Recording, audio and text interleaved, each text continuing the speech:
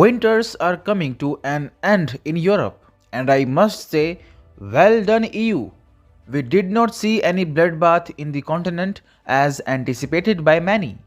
No blackouts, no lockdowns, no riots, no uprisings, nothing. But here is one catch.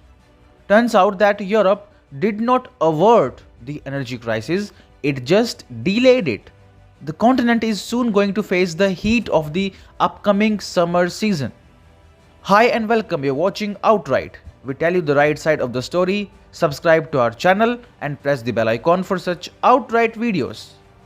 In response to Russia's invasion of Ukraine, the European Union imposed sanctions on the Kremlin. Russia countered by cutting off gas supplies, leaving the EU in a difficult position. The energy crisis deepened, and in April, gas storage levels dropped to historic lows. This forced the EU to use gas from their reserves that are typically used during the coldest months. So, questions were asked, dreadful predictions were made. Last September, Bloomberg wrote, Europe is bracing for a brutal, cold winter. Morning Brew wrote, the big chill, Europe is in for a tough winter. In October, Wall Street Journal wrote, Europe's winter could be colder than normal, threatening higher gas demand. By January, things had changed. EU's energy crisis seems gone. The continent has unexpectedly been left with more energy in its reservoirs than originally thought. Winters were mild, making life easier for the Europeans. It led to a massive decrease in energy consumption for heating. Additionally, due to elevated energy prices and government regulations, demand for energy was lower, leading to a higher amount of gas storage throughout Europe, helping the continent survive the winter season. This realization is also visible in the media. The Washington Post now writes, Europe's spring weather is Putin's winter of discontent. Fortune says, mild weather has saved Europe this winter. And why not? At the end of winter season, Europe's gas reservoirs are 54% full, 54. It is significantly higher than the 12-year average of 35%. But there is more to this than what meets the eye. Experts say that the dark clouds over the continent are not going away any soon. A summer just as scorching as a winter chill can have an equal impact on energy consumption. Surya Jayanti, an energy policy expert, says it is going to be a rougher summer than much of Europe is prepared for. One would not want to believe the forecasts again, right? But the broader pattern gives you hints. Take for example the summers of last year. Last summer was the hottest ever recorded in the continent thanks to climate change. And trends say this year it is going to get even worse. Richard Allen, a professor of climate science at the University of Reading, says, a warming climate will progressively intensify the severity of heat waves, droughts, and flooding events. And here is the worst part. Bad summers are accompanied by heat waves. The same heat waves that unleash wildfires and droughts. But how will heat waves impact electricity generation in Europe? Well, hydropower has been responsible for around 17% of Europe's electricity in recent times. And it is an obvious thing, the higher the mercury, the lower the electricity generation. Hydroelectricity production has experienced a sharp decline in multiple parts of Europe. Italy experienced a drastic decrease of close to 40%, while Spain's water reserves dropped to their least amount since 1995. Consequently, Spain's hydroelectricity generation over the initial 9 months last year was nearly half of what it was the year before. Just in July last year, 53,000 excess deaths were reported in the continent.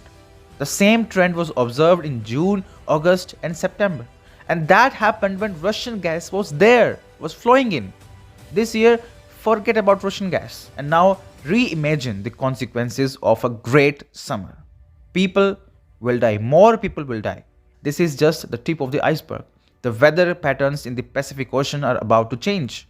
La Nina, which cools down the temperature of the water is nearing its end.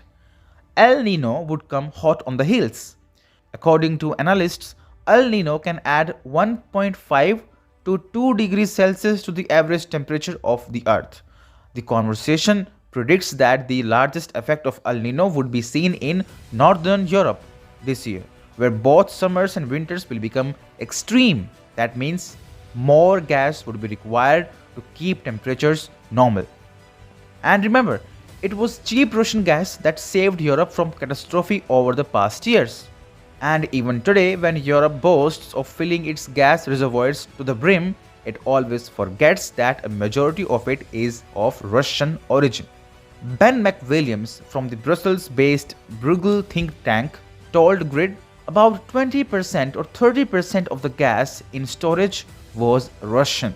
The question is, without Russian gas, how will Europe replenish its gas reservoirs?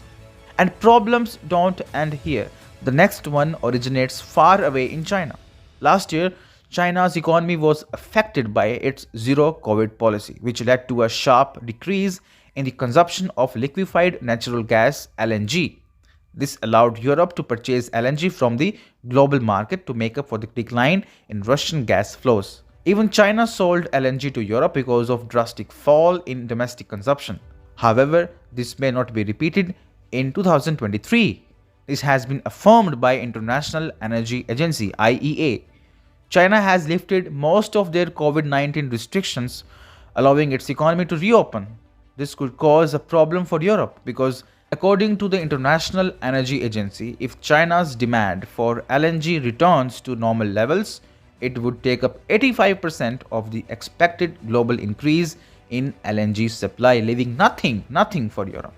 Fatih Birol, director of the IEA, cautioned that the EU must expedite the development of renewable energy sources. He said the bloc should take steps to prevent a possible lack of natural gas required for heating, electricity generation, and industrial production in 2023. This winter, it looks like we are off the hook, Birol said, despite some economic and social bruises. However, he added that the crisis is not over and this year may well be much more difficult than the last year. The IEA has projected that the European Union may confront a shortage of up to 30 billion cubic meters of natural gas. That is more than 10% of the annual gas consumption in EU.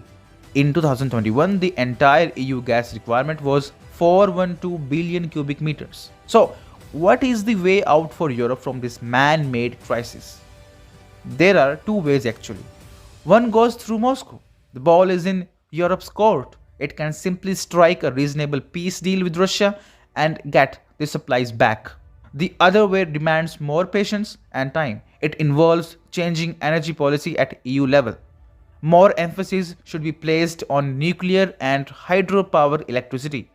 Costlier imports of LNG from the US should be replaced with cheap supplies from Africa. We can only hope that EU will be able to overcome the great summer challenge without having to lose its arm and a leg. Because after summers, we are sure next winters will be more than ready to check EU's patience and determination.